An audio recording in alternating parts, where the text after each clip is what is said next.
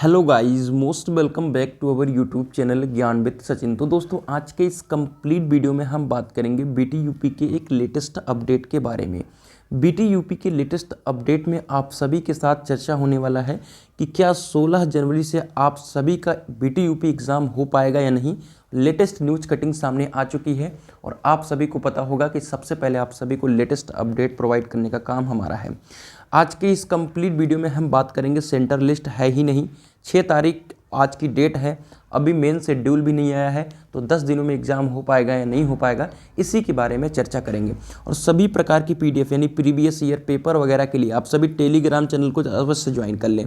Simply description box में link मिल जाएगा Telegram channel का, या आप लिंक से नहीं ज्वाइन कर पा रहे हैं तो सिंपली जाइए ज्ञान विद सचिन सर्च कीजिए, आपको टेलीग्राम चैनल मिल जाएगा जहां पर 7000 मेंबर जुड़े हुए हैं।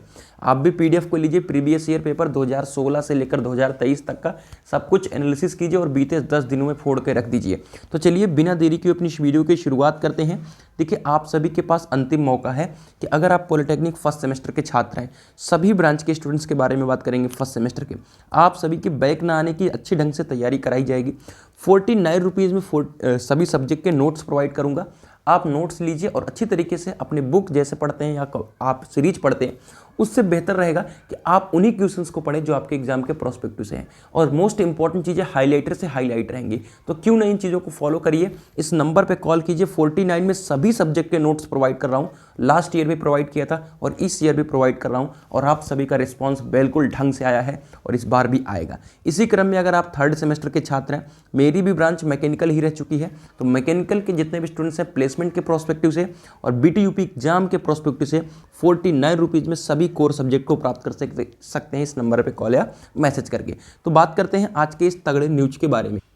तगड़ा न्यूज आप सभी के सामने दिख रहा होगा कि परीक्षा जो तिथि है वो तय है और केंद्र निर्धारित नहीं किए गए हैं। इसमें बहुत सारी चीज़ें हैं। पॉलिटेक्निक कार्यालय संवाददाता, पॉलिटेक्निक विषम सेमेस्टर की परीक्षा कराना बोर्ड निर्धारित के लिए टेढ़ी खीर बनता जा रहा है। पहले 17 दिसंबर फिर 27 दिसंबर को विषम सेमेस्टर की परीक्षा स्थगित कर अब 16 जनवरी से कराने की तैयारी की गई है।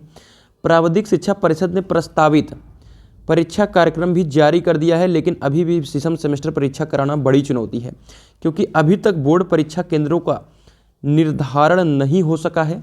विषम सेमेस्टर परीक्षा 16 जनवरी से शुरू होनी है। बोर्ड के पास सिर्फ 10 दिन बचे हैं, लेकिन सबसे बड़ी मुश्किल परीक्षा के लिए केंद्र बनाना है, क्योंकि 2,80,000 छात्र छात्राओं के लिए कम से कम 210 परीक्षा केंद्र बनाने होंगे और यूपी बोर्ड के स्कूलों में प्री बोर्ड का परीक्षाएं और महाविद्यालयों में विषम सेमेस्टर की परीक्षाएं संचालित हो रहा है। ऐसे में वहां केंद्र बनाया जाना मुश्किल है।